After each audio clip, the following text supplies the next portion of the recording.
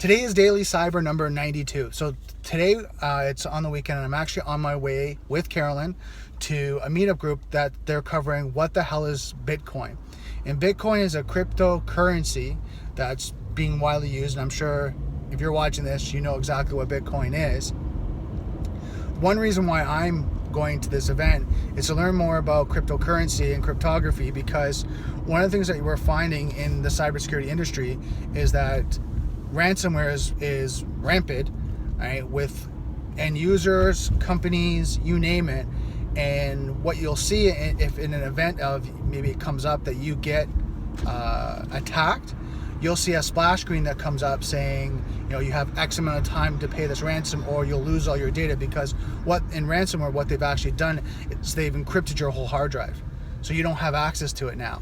And if you don't pay for it, potentially there's a 50-50 chance that if you pay for it, they'll give you the encryption key so that you can unlock your data. Now, you don't know, these are hackers, right? Doesn't mean they're going to be ethical and say, oh yeah, you paid your $500 to $5,000 to $50,000 and that they're going to, give you the encryption key. They might just take your money and run. That's the challenge with cryptocurrency. It's not monitored by any agency. It's free. It's kind of like consider freeware, right? It's out for the whole environment, whole public to use and use as they wish. Where you look at the banking industry, it's monitored by, in the United States, is the Federal Reserve and the government, and then in Canada, I'm not quite sure who it's monitored by, but I'm sure it's the government, right? And they monitor it to make sure that there's not fraud, basically extortion, like and ransomware and things like that. So they make sure there's checks and balances in place.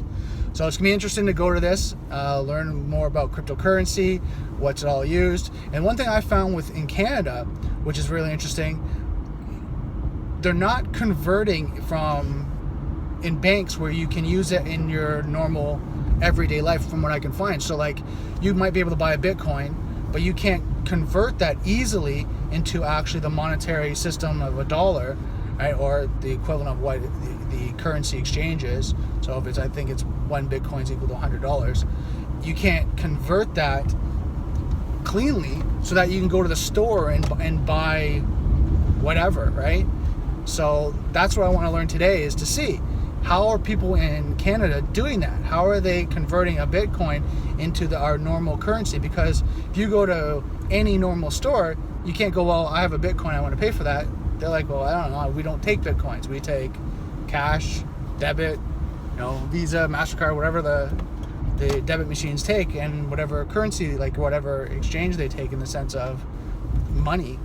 So you kind of run into this problem is, well, how do you use it? If you're accumulating, using all these tools to accumulate Bitcoins, well, then how do you use it in your day-to-day life? So that's what I'm going to be asking about today and see what I can find out. So I'll keep you posted on how things are going, and if I can record the event, I will. If not, I'll kind of give you a recap after. So I'm just on my way to Boston Pizza. It's a little bright right now. It'll darken that. 3 things happened today, which kind of was a little frustrating.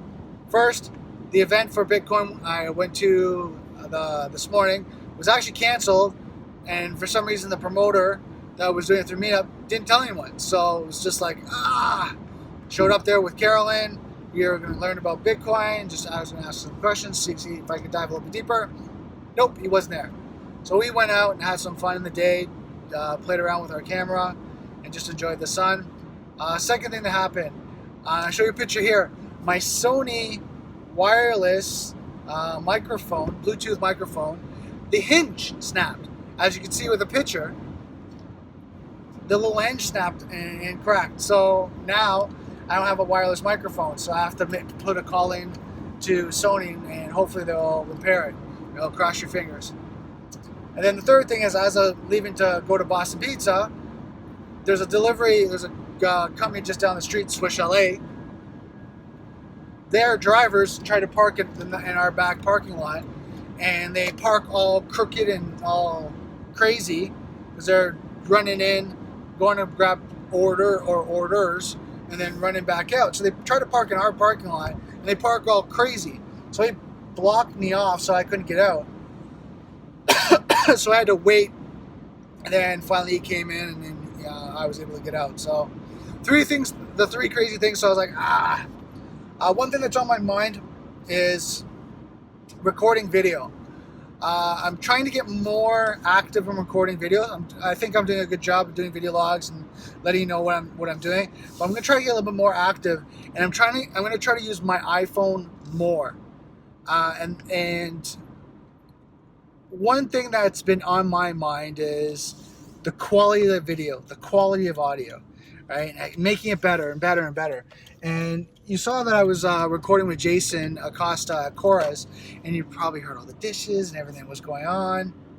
So I'm trying to find a solution that I can use my iPhone, use my Joby stand, Peak Design clips, and my Loom Cube lighting, use that all together, and just keep it, very convenient that I can run around and record videos. So if you know a solution to record really good audio, let me know. Using an iPhone 7 Plus, it has to be specific because the Thunderbolt connection. I saw online that you can use the AirPods. So I'm worried about that, and plus I know I've read that you have to download a third-party application to make it all work. So I'm a little worried about that, but if you find another solution, let me know, comment below. So I'm just at Boston Pizza now. I'm gonna jump in there, see if I can find a parking spot because it's pretty busy right now. And see, I don't know if I'm gonna be able to record in there, but we'll see. And just go watch the UFC fight. So I'm just on my way home from the fights. It was some good fights. It's around 1:20 a.m. so it's been a long day. Normally this is way past my bedtime. I'm normally in bed by 10:30 p.m. so I'm tired, but I'm gonna go home, get some sleep, and kind of relax tomorrow, take it easy, and then get back in the swing of things and studying. So that's really it for tonight. You can see I had a little bit of fun today. I gotta get to recording some videos and doing some fun stuff. So I just want to remind you, software is hackable, being connected is vulnerable. I'll see you next video.